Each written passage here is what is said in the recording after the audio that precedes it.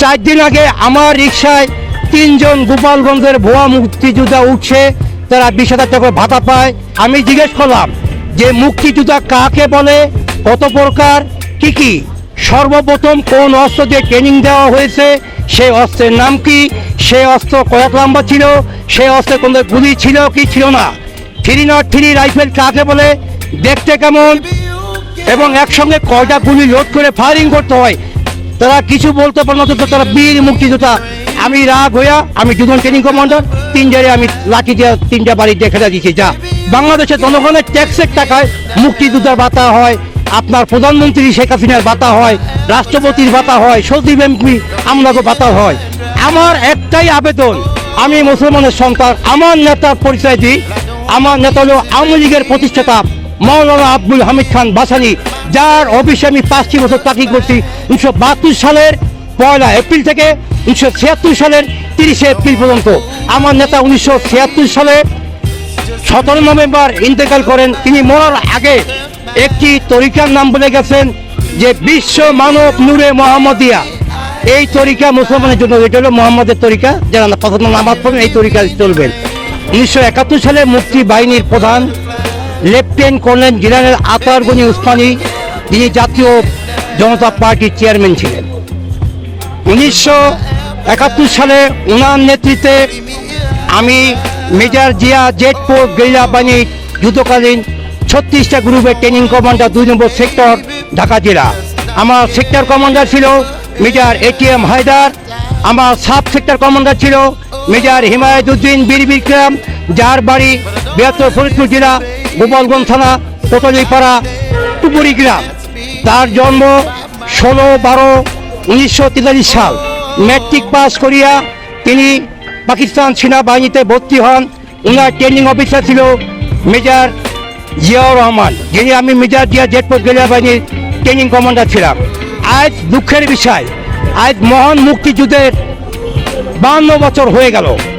এখন আমার প্রশ্ন হচ্ছে, বাংলাদেশে বর্তমান যে 21 কোটি জনগণের মধ্যে 16 কোটি আছে মুসলমান, 5 কোটি আছে হিন্দু, বৌদ্ধ, খ্রিস্টান। এই যে 5 কোটির মধ্যে মনে করেন, দেখেন তাদের কি সুযোগ সুবিধা পায়, আর আমার মুসলমানদের না খেয়ে মারা যায়, সরকার তাদের সুযোগ সুবিধা নেয়। মুক্তিযুদ্ধ ভাতা দিচ্ছি, বয়স্ক ভাতা, বিধবা ভাতা। আরে মুক্তিযুদ্ধ কাকে বলে, কাকে দিতেছেন? ভুয়া মুক্তিযোদ্ধা। আপনি 1996 সালে 12 জুনে ক্ষমতা আইসা 1999 সালে আহাদ চৌধুরী আর আপনি মুক্তি বার্তা বাণী বানাইছেন, ওটা হবে না।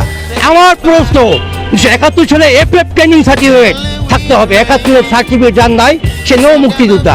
71 ট্রেনিং কমান্ডার সার্টিফিকেট একটা, আপনার কয়জন গ্রুপ কমান্ডার সার্টিফিকেট একটা, সাব সেক্টর কমান্ডারের সার্টিফিকেট একটা, এবং এই উসমানী সাহেব যার সই স্বাক্ষর ছাড়া মুক্তিযোদ্ধা হয় না, এই উসমানী সার্টিফিকেট থাকতে হবে। এই 4টা সার্টিফিকেট এই যার নাই তার নাই, সে মুক্তিযোদ্ধা না।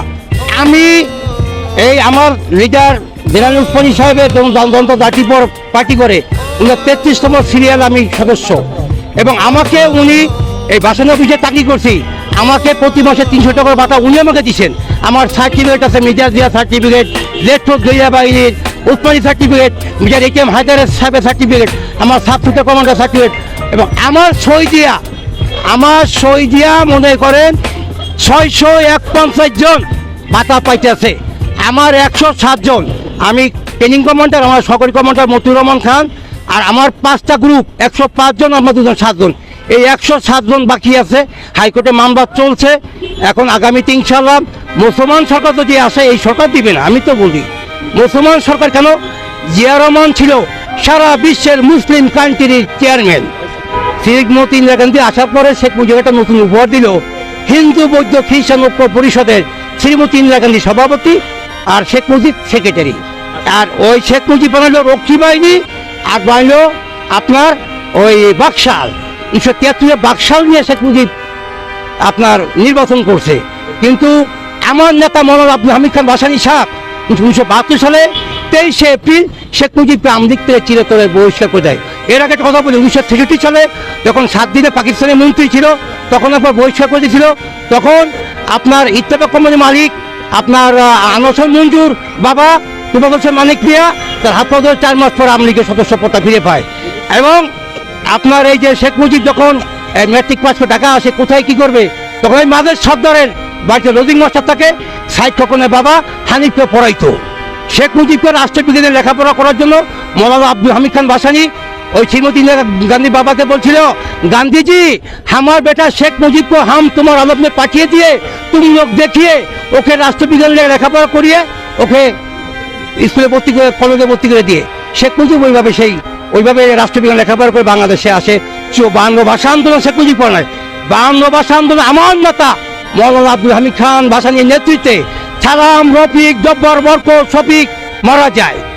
এই আমার নেতা মৌলানা আব্দুল হামিদ খান ভাসানীর ঢাকা বিশ্ববিদ্যালয় মধুর ক্যান্টিন থেকে একটা ছাত্রদল আছে, আর ঢাকা বন্ধ ঢাকা মেডিকেল থেকে একটা আছে। দুইটা গুরু ভাষা পর পুলিশে 5 জন মারা যায়। সেই ধরে 21শে ফেব্রুয়ারি ভাষা আন্দোলন হয়।